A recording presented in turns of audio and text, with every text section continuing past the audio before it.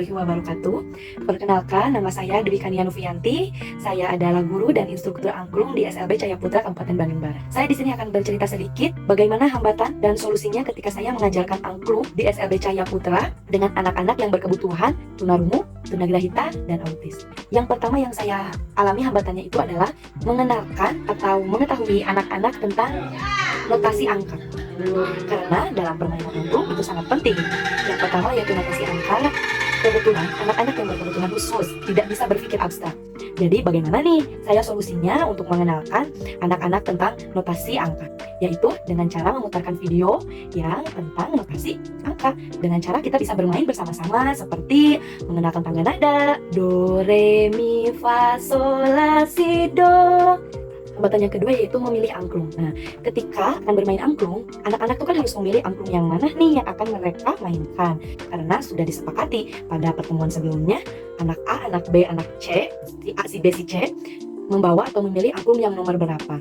Untuk anak tunarungu, mereka sangat mudah mengingat gitu, bahwa saya nomor 2, contohnya saya nomor 3. Tetapi untuk anak tunagrahita, untuk mengingat saja angklung apa yang dia pegang, itu kita harus dengan sering memberitahu secara berulang bahwa mana nih nomor yang kalian pegang.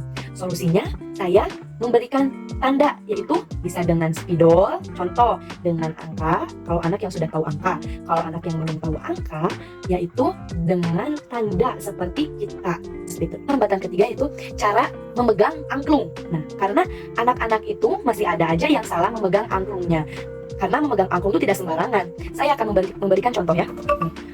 Dalam angklung, memegang angklung tidak seperti ini. Saya selalu setiap pertemuan memberikan contoh bagaimana cara memegang angklung. Meskipun kita sudah berjalan jauh, tetapi masih ada aja anak yang memegang angklung salah. Rata-rata anak yang mengalami kebutuhan anak tunagrahita. Solusinya, saya sebagai instruktur angklung setiap pertemuan selalu membahas bagaimana cara memegang angklung dan memainkan angklung. Lalu selanjutnya hambatan dalam mengenalkan kode. Dalam artian mengenalkan kode itu yaitu mengenalkan kode berhenti dan dimainkannya angklung. Contoh, kalau tanda dikepalkan tangan seperti ini, berarti ini berhenti. Kalau tanda tangan digoyangkan seperti ini, berarti angklung dibunyikan atau dimainkan. Nah, apa sih solusinya? Nah, solusinya yang saya lakukan selalu memberikan informasi yang jelas kepada anak-anak kami di sekolah secara berulang, perlahan, dan dengan penuh kasih sayang. Karena untuk anak-anak berkebutuhan khusus, kode seperti mengepalkan tangan untuk berhenti, menggoyangkan tangan untuk memainkan, itu harus dengan cara berulang, tidak satu kali pertemuan dikenalkan dan besoknya tidak dikenalkan lagi. Nah, itu tidak bisa.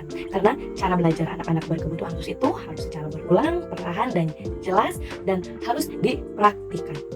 Yang selanjutnya masih ada kode lagi hambatannya, yaitu kode bunyi panjang dan notasi berulang. Maksudnya gimana sih bunyi panjang? Nah, dalam suatu lagu itu ada tempo. Nah, tempo panjangnya, bunyi panjang, saya menggunakan kode tangan seperti ini. Itu berarti panjang. Hambatannya untuk anak-anak tunagrahita, kefokusan, termasuk anak-anak tunarungu dan autis juga. Kefokusan itu dalam angklung tidak mengenal anak tunarungu, tunagrahita, atau autis, karena kan biasanya anak tunarungu itu kecerdasannya itu sama dengan anak-anak pada umumnya. Namun dalam angklung, meskipun anak tunarungu sama kecerdasannya dengan anak pada umumnya, tetapi mereka juga harus punya kefokusan yang sangat fokus dan berkonsentrasi.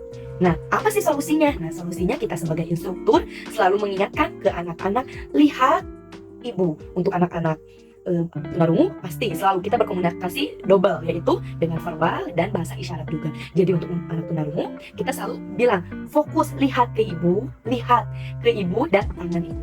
Sama untuk anak tunagrahita dan autis juga kami memberitahu secara baik-baik dan akan selalu berulang kali untuk mengingatkan bahwa mereka itu harus fokus kepada instruktur. Nah, jadi intinya dalam bermain angklung, mau itu anak berkebutuhan khusus, mau itu anak pada umumnya atau reguler, tetap pada angklung yang harus difokuskan itu berkonsentrasi dan fokus lihat ke depan instruktur. Meskipun anak itu umum di SD dimanapun itu, tetapi kalau mereka tidak fokus, tetap saja mereka tidak akan bisa mengikuti apa yang dikodekan atau disuruh oleh instruktur. Terima kasih, cukup sekian dari SLB Cahaya Putra menjelaskan hambatan dan solusinya ketika mengajarkan angklung. Mohon maaf bila ada kata-kata yang kurang dimengerti atau pemahamannya terlalu cepat. Wassalamualaikum warahmatullahi wabarakatuh.